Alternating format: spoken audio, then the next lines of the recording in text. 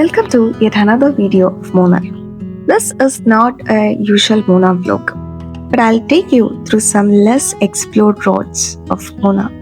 So, come let's go. Sunrise മിസ്സായെങ്കിലും we could catch the beautiful golden hour from top. അതിനൊപ്പം ശാന്തസുന്ദരായ റോഡൂടെ ആയപ്പോൾ double happy. നമ്മൾ ഇടുക്കിയിൽ നിന്നാണ് വന്നത് and we have taken the bison valley root.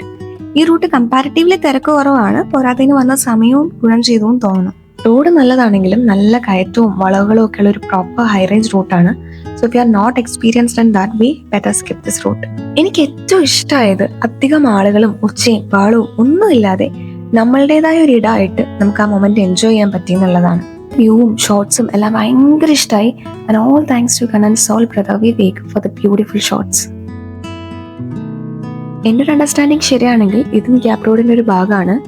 And Munnar Gap Road is one of the most scenic routes I've ever seen. വശങ്ങളിലേറെയും കണ്ണെത്താ ദൂരത്തോളം തേയിലത്തോട്ടങ്ങളാണ്. മൂന്നാറിലെ അനേക തോട്ടങ്ങളിൽ പലതും തന്നെ 1800-കളിലെ പ്ലാൻ ചെയ്യപ്പെട്ടതെന്നാണ് പറയുന്നത്. മാത്രമല്ല വളരെ ഹൈ ഓൾട്ടിറ്റ്യൂഡിൽ സ്ഥിതി ചെയ്യുന്ന ടീ പ്ലാന്റേഷൻസും ഉണ്ട്.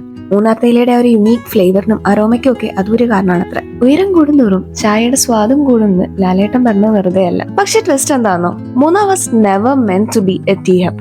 1870-കളിൽ ജോൺ ഡാനിയൽ മൺറോ കൃഷി ചെയ്യാനായിട്ട് ഈ സ്ഥലം പൂഞ്ഞ റോയൽ ഫാമിലിയുടെ കയ്യിൽ നിന്ന് ലീസിനെടുക്കുമ്പോൾ കൃഷി ചെയ്തത് കാപ്പിയും ഏലവും ഒക്കെ ആയിരുന്നു. പക്ഷെ അക്കാലഘട്ടത്തിൽ ഒരു പ്ലാന്റ് ഡിസീസ് വന്ന് ഈ കൃഷിയെല്ലാം നശിച്ചു പോവുകയും നഷ്ടത്തിലാകുകയൊക്കെ ചെയ്തപ്പോഴാണ് ഈ സ്ഥലം തേയില കൃഷി പറ്റിയതാണെന്ന് മനസ്സിലാക്കി എച്ച് ഷാപ്പ് എന്ന പ്ലാന്റ് പാവതി എസ്റ്റേറ്റിൽ ആദ്യമായിട്ട് തേയിലത്തൈ നടുകയൊക്കെ ചെയ്തത്. And that is the story behind this iconic tea plantations of Munnar.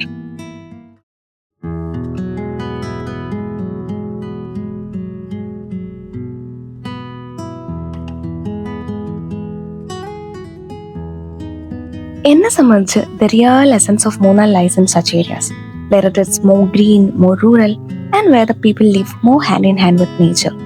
പല ഭാഗത്തായി ഇത്തരം സ്ഥലങ്ങൾ മൂന്നാറിലുണ്ട്. അന്ന് കാലത്ത് തൊഴിലാളികൾക്ക് താമസത്തിനായി കൊടുത്തിരുന്ന ലയങ്ങൾ എന്ന് വിളിക്കുന്ന വീടുകളും കന്നുകാലി വളത്തിന്റെ പ്രിവലൻസും ഒക്കെ ഇപ്പോഴും ഇത്തരം ഏരിയകളിൽ കാണാം. One of my favorite among them is the area inside Lachmi Estate. ഇതല്ലാട്ടോ.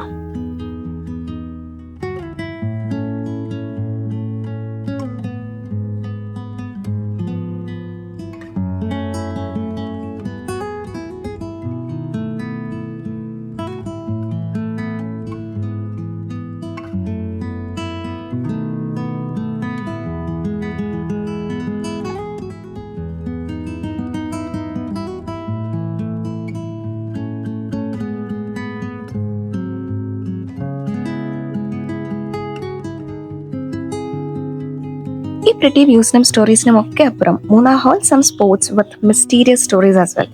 അങ്ങനെ ഒരിടമാണ് ലോഡ്ജ് ഹീദർ അഥവാ മണ്ടവെട്ടിക്കോവിൽ. ഒക്കൽട്ട് പ്രാക്ടീസ്, ഡെവിൽ വർഷിപ്പ് ഒക്കെ ഇതിനെ ചുറ്റിപ്പറ്റിയുള്ള കഥകളിലുണ്ട്. But we don't know the real history anyways. And ഇത്തരം എസ്റ്റേറ്റുകളിലൂടെ പോകുമ്പോൾ കാണുന്ന മറ്റൊരു കാഴ്ചയാണ് മരച്ചോടുകളിലൊക്കെ ആയിട്ട് പണ്ട് കാലത്തെ കല്ലറകൾ. പലതിലും ബ്രിട്ടീഷ് നെയിംസ് കാവ് ചെയ്തിരിക്കുന്നതും കാണാം. But I didn't feel like taking A video of that.